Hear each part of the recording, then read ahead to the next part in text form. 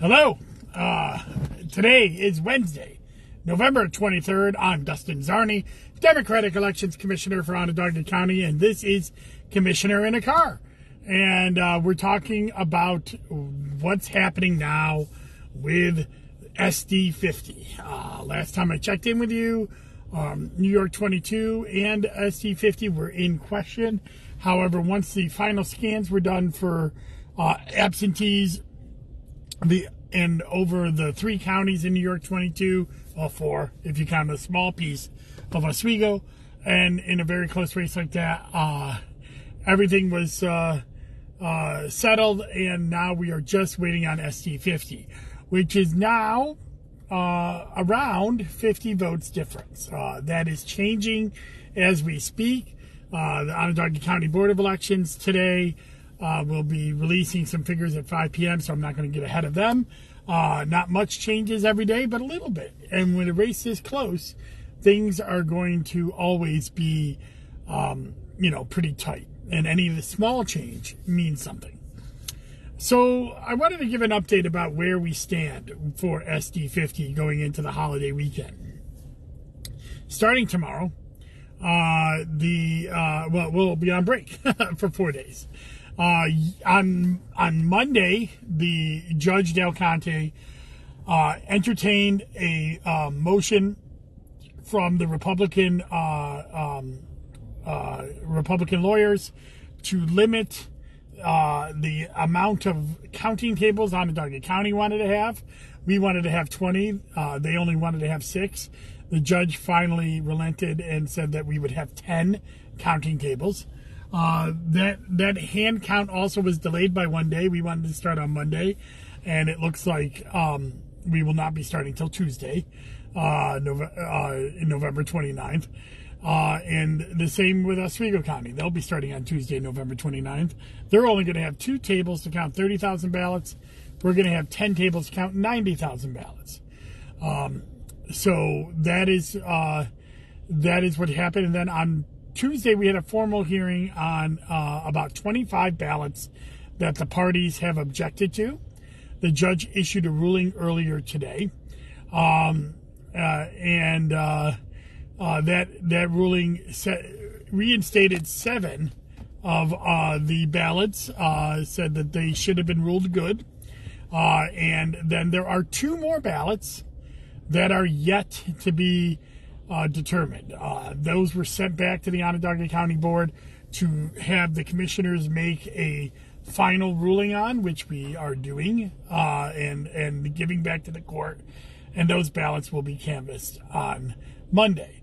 The other 7 ballots, along with several cures, were canvassed today, along with ballots that were double counted. And what does that mean? So when we do ballot reconciliation, after an election, we count the number of ballots issued against the number of voters that check in, and also against the number of votes cast on a machine. And in rare instances, but it does happen, we find a few machines where there are more votes cast than the voters that checked into the polling place. Now, what happens then is that we usually audit that polling place and try to determine why that is. And usually it's inspector error. In the case of these 2 polling places, which we disclosed to the court on Tuesday, there was one polling place where there was 1 ballot that was double counted, and another polling place there were 7 ballots that were double counted. In the first polling place, the double counted vote was a paper jam that the image cast scanner jammed up, and the inspector took the ballot out, but it had already been read by the scanner and fed it back through. In the second case, there were 7 ballots that recorded write-in votes on them, and they were fed through a second time by accident. And the way that happens is that when you write in a ballot on these image cast machines, those ballots that have write-ins on them are segregated to another compartment inside the voting machine, so we can canvass those write-ins later on. So that is what is that is what has happened here with that ballot. So that's what happened there. And we found out that the inspectors took those ballots and ran them through at the end of the night at a second time, thinking that they were unscanned emergencies instead of write-in ballots. Bipartisan teams did the investigation, did the counting, did the auditing of the machines to actually count how many votes should have been cast, and using a separate scanner determine the vote totals and which ballots needed to be backed out. We disclosed all that to the court, and that's something that is done in certification. This is done all the time in certification, and that is why certification is there, is to double check the work done on election night. Now, when these instances happen, it's never hundreds or thousands of ballots. It's always one or two, or sometimes seven. Single digits that happen. But in a close race, like the Mannion Sheriff race in SD50, every vote counts. Why am I telling you all this? Well, because I believe in transparency. I believe that all boards of elections should be as transparent as possible about the process, because what it does is it doesn't show you that no mistakes are made. Mistakes are made all the time. Any system with humans in it make mistakes. But there are double checks and rechecks to try to find those mistakes and fix those mistakes. And this happens every year after election. This is not something like what has happened where, a board acted inappropriately. This is actually an instance of the board doing the right thing, finding the information and disclosing it to all parties in a timely manner, and in a way that's verifiable and proceeding. So all of that is happened today, and at 5 p.m. The Onondaga County Board of Elections will release approximate vote totals. And again, we won't be certifying till Monday, so they will not be final in the SD50 until Monday, and we may not even certify in SD48, the other half of the county, until Friday of next week, because technically the legal deadline is to certify December 3rd. However, we are proceeding to the hand count on November 29th. When we hand count the ballots, here are the procedures. Just, again, in the interest of transparency. So anytime there is a race that is within 0.5%, where the winner just has 0.5% or less votes than the apparent loser, or the second place finisher, I should say, boards of elections now have to manually hand count the ballots. That means we actually physically inspect the ballots, each and every ballot cast in a race. If when we do that, we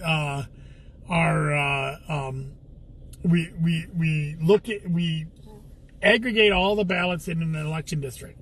So an election district is a precinct.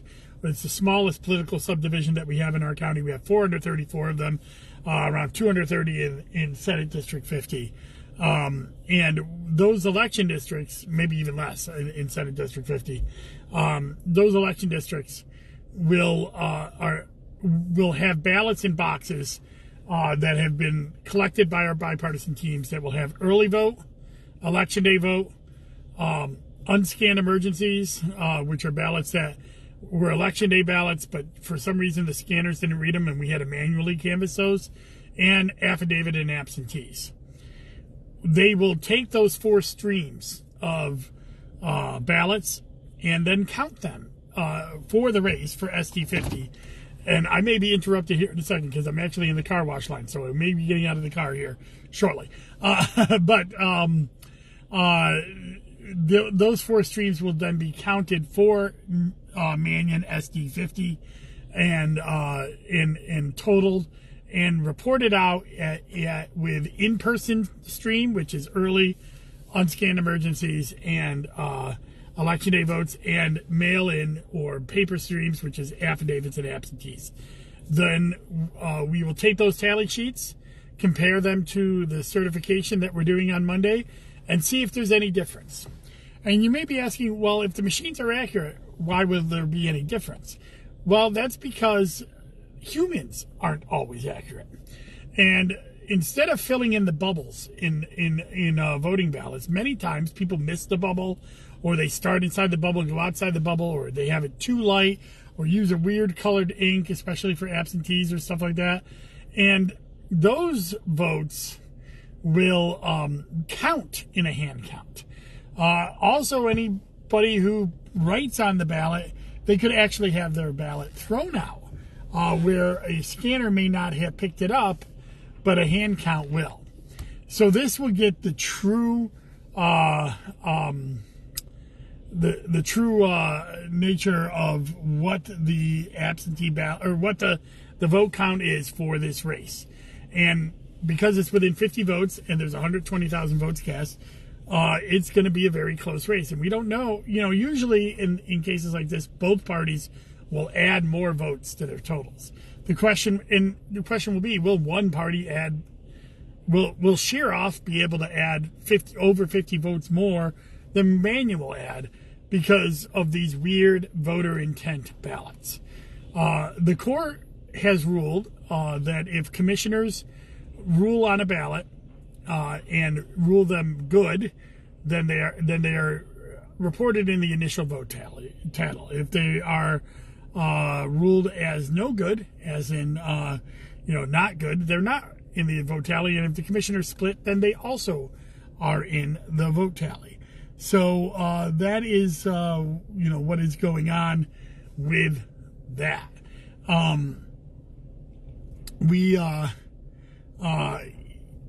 We will be going through there, and anytime, but unlike absentees, people can actually object to these ballots. So hold on one second. I'm going to be right back with you. I'm doing a Facebook Live real quick. Can I do my interior fresh and clean? Okay. No real special focus. Okay, I just got to scan it, Yep. and then you're all set. Thank you. Yep. And I'm back. So the ballots are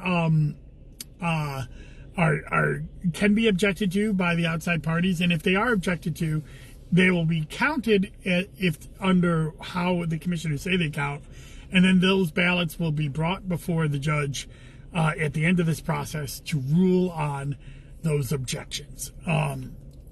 As I said, the judge actually got pretty particular in the number of tables we have to have. We're going to have 10 tables, and then we have an 11th table where the commissioners sit at and make those rulings on those objections, and then tally and do the tally sheets. So all of that is going to go on next week, or starting on Tuesday the 29th. It is my estimate it's going to take us 8 to 10 days to get through this.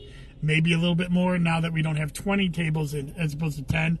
I base that on, in 2020, we did 60,000 absentees, which take a little bit more work, where we have to slit and remove envelopes and show the envelopes and the ballots twice to the inspectors. But what we don't do is we had a machine counting it instead of humans counting it.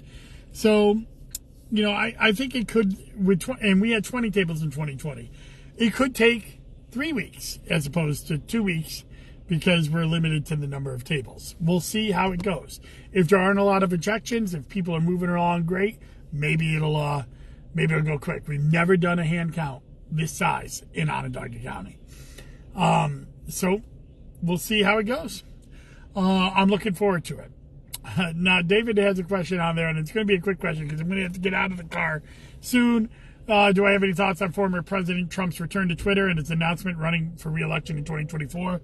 I'm not even starting to think beyond 2022. I'll be honest, I'm still in this hand count. The only thing I will say on this with Twitter, I think there's a theory out there that President Trump's absence from Twitter has actually allowed him to rise in popularity because the masses aren't given his thoughts as much as others. I don't know if I agree with that. I will say he did violate Twitter's usage. The way Elon put him back on was a pseudo poll justifying an action he already wanted to do, and it looks like Trump has said that he's not going to tweet. He's going to stay on Truth Social. Whether he does that forever, who knows? Also, sure, we knew he was going to run again. He will continue to be a candidate unless he can be indicted. And even then, he can still be a candidate. We lost a chance of him not being a federal candidate anymore when the Republicans in the Senate twice refused to convict him of well-documented, well-established abuses of power with the Ukraine situation and also the January 6th insurrection. So he will be a candidate for president. I believe he will be the 2024 nominee for the GOP. And I believe he will run even if indicted. And I don't think there's anything stopping him from running. And I don't think the Republican electorate will stop him either. So we'll have to see. We'll have to see how it goes. But until then, I don't believe that this will ever be easy. I always believe that this will be hard. And saving democracy is hard. Every election will be tight. Every election will be perilous. And that's the call that our generation must answer, and that all generations alive today must answer. So that's our calling, to save our democracy. And I'm in this fight, and I'll continue to be in this fight as long as the voters of Onondaga County let me do the job that I'm doing. And I'll be in the fight even if they don't. So that's it. All right, I'm going to wish you all a happy Thanksgiving. I hope that you have a restful one. And the 2022 election is not done with the Onondaga County Board of Elections. We'll be working after Thanksgiving. Most of the other boards around the state are certified now. We will not be. But that's because we have this very close race, and we have to do this work to allow people to know who won this election. Thank you very much, and enjoy your holiday weekend. Bye-bye.